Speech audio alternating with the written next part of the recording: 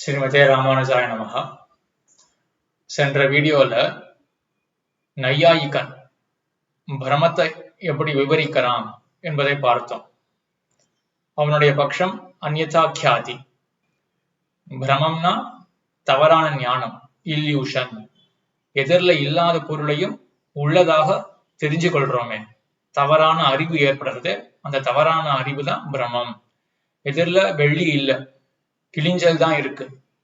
அதை பார்த்தும் கூட எதிரில் வெள்ளி இருக்கிறதா தோற்றம் அளிக்கிறது இல்லையா, எதிரில் வெள்ளி இருக்கு அப்படின்னு சொல்றோமே, அங்கதான் பிரம்மம் வந்து சேர்றது. இந்த பிரம்மம் ஏன் வருது அப்படின்னு நையாயிகன் சொல்றான். வெள்ளியோட தொடர்பு கண்ணுக்கு எப்படியாவது சொல்லி ஆகணும். இதுல இருக்கிறதோ முத்துச்சிப்பி தான் இருக்கு. முத்துச்சிப்பியோட கண்ணுக்கு தொடர்பு ஏற்படும். அந்த கிளிஞ்சல்ல இருக்கக்கூடிய பளபளப்பு, அந்த தன்மை கண்ணுக்கு விஷயமாகும். அதனால வெள்ளியினுடைய ஞாபகம் வரும்.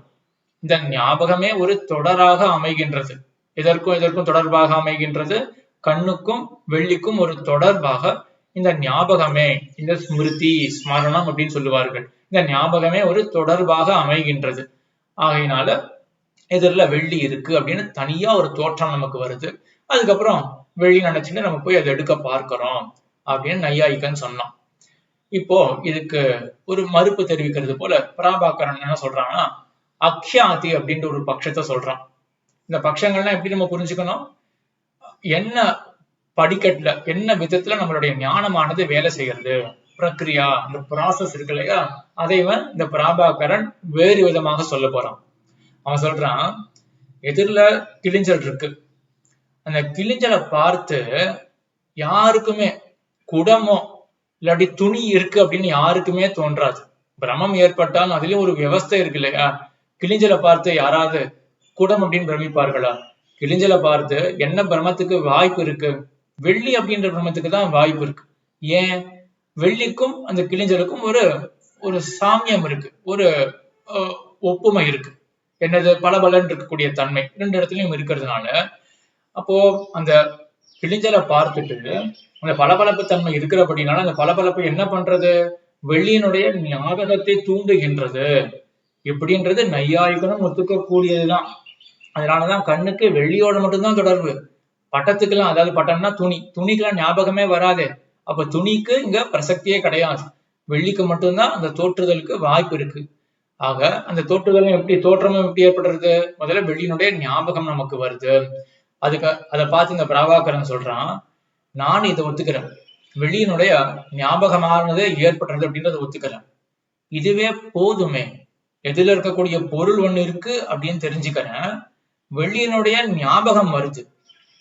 இது ரெண்டும் தெரிஞ்சுட்டு நான் எதிரில் இருக்கக்கூடிய அந்த பொருளை எடுக்க பாக்குறேன். இதுவே போதுமே. தனியா எதிரில் வெள்ளி இருக்கு அப்படின்ற ஒரு மூன்றாவது தோற்றம் இருக்கு இல்லையா, அதான் உண்மையான இல்யூஷன். ஏன்னா அதுதான் இல்யூஷன். இல்லாததை தெரிவிக்கிறது அப்படின்றதுதான் இல்யூஷன். அந்த இல்யூஷன் அப்படின்றத ஒண்ணு ஒத்துக்கவே வேண்டாமே அப்படின்றத இந்த பிரபாகரன் சொல்றான். ரொம்ப இன்ட்ரெஸ்டிங்கா இருக்குது. அவனுடைய பட்சம் இந்த காலத்துல கூட நம்ம ரொம்ப பயன்படுத்திக்கலாம் அந்த பட்சத்தை. ஆகிய என்ன சொல்றான், எதில் இருக்கக்கூடிய அந்த பொருள் தெரியறது, வெள்ளி அப்படின்னு ஞாபகம் வருது. இதுவே போதும். எதிரில வெள்ளி இருக்கே அப்படின்னு சொல்றதுக்கோ, வெள்ளியை போய் எடுக்கிறதுக்கு முற்படுறதுக்கோ இதுவே போதுமே அப்படின்னு சொல்றான். இது போதுமான? எனக்கு வெள்ளியினுடைய ஞாபகம் தான் வந்தது. ஞாபகம்னா என்ன? கடையில நீ பார்த்த வெள்ளியாச்சு அப்படின்னு ஞாபகம் இருந்ததுன்னா, இப்ப நான் கடைக்கு தான் போவேன் ஒழிய எதிரில எதுக்கு அந்த வெள்ளியை போய் எடுக்க போறேன்? வெள்ளிதான் கடையில இருக்கு, எதிரில இல்லையே அப்படின்னா அதுக்கு அவன் சொல்றான், எதிரில ஒரு பொருள் இருக்கு அப்படின்னு தெரியறது, வெள்ளியினுடைய ஞாபகம் அதுவும் வந்திருக்கு. ஆனா வந்த ஞாபகம் இருக்கு இல்லையா, நான் அப்ப ஞாபகத்துல வச்சுக்கிறேன் அப்படின்றது நமக்கு தெரியல. வெள்ளியினுடைய தோற்றம், அந்த ஞாபகம் மட்டும் வந்திருக்கே ஒழிய நான் கடையில பார்த்த வெள்ளியை இப்ப ஞாபகத்திலே வைத்துக் கொள்ளுகிறேன் அப்படின்ற எண்ணம் இப்ப நமக்கு வரல. அப்போ ரெண்டு ஞானம் இருக்கு. எதிரில பொருள் இருக்கு, வெள்ளி, அவ்வளவுதான். வெள்ளியை நான் ஞாபகம் வச்சுக்கிறேன் அப்படின்னு கிடையாது. வெள்ளி உண்மையாவே நம்ம ஞாபகத்தெல்லாம் வச்சுக்கிறோம். ஆனா அதை ஞாபகத்துல வச்சுக்கிறோம் அப்படின்றது நம்ம தெரியல. இது போதும். என்ன அர்த்தத்துக்கு? எதிரில இருக்கக்கூடியதை நம்ம போய் எடுக்கிறதுக்கு இதுவே இந்த ஒரு அமைப்பே போதும் அப்படின்றது அந்த பிரபாகரனுடைய பட்சம். இன்னும் கொஞ்சம் விரிவா சொல்றேன். தனமா கொஞ்சம் புரிஞ்சுக்கிறது கஷ்டமா இருக்கும், அதனால மறுபடியும் விரிவா சொல்றேன். இப்போ நையாயிகனுடைய பட்சத்திற்கு போவாமே, அவன் என்ன சொன்னான், எதிரில கிளிஞ்சல் இருக்கு.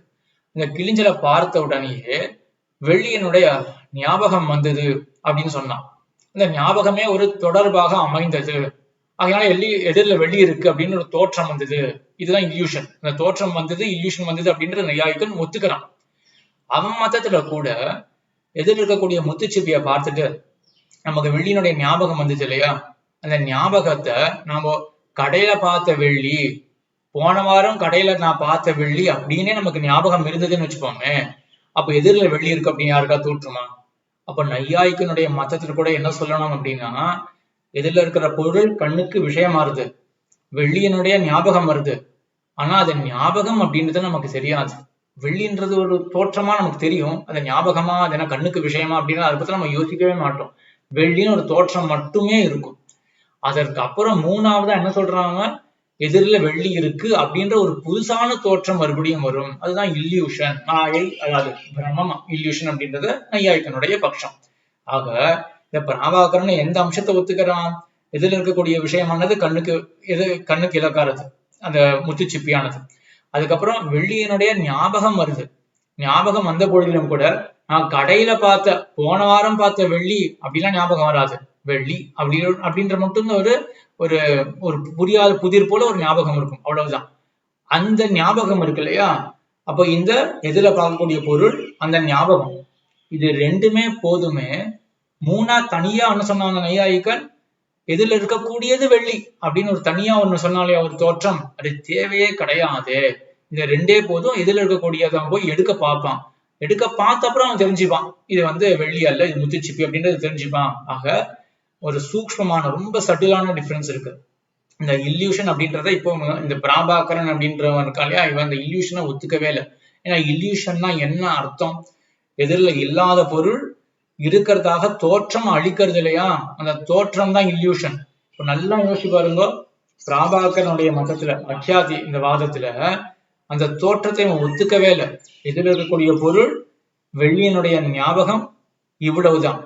ஆனா இந்த நையாயிக்கன் என்ன சொன்னான், அந்யதா கியாதி அப்படின்னு பட்சம் பார்த்தோம் இல்லையா, அவன் என்ன சொன்னான், எதில் இருக்கக்கூடிய பொருள் வெள்ளியனுடைய ஞாபகம், அதுக்கப்புறம் மூன்றாவதாக என்ன சொன்னாங்க, எதிரில வெள்ளி அப்படின்ற தோற்றம் அப்படின்னு சொன்னான். அந்த எதிரில வெள்ளி அப்படின்ற தோற்றம் தான் இல்யூஷன். ஏன்னா எதிரில வெள்ளி இல்லையே. பிராபாகரனுடைய மதத்துல அந்த இல்யூஷன் அப்படின்றதே கிடையாது.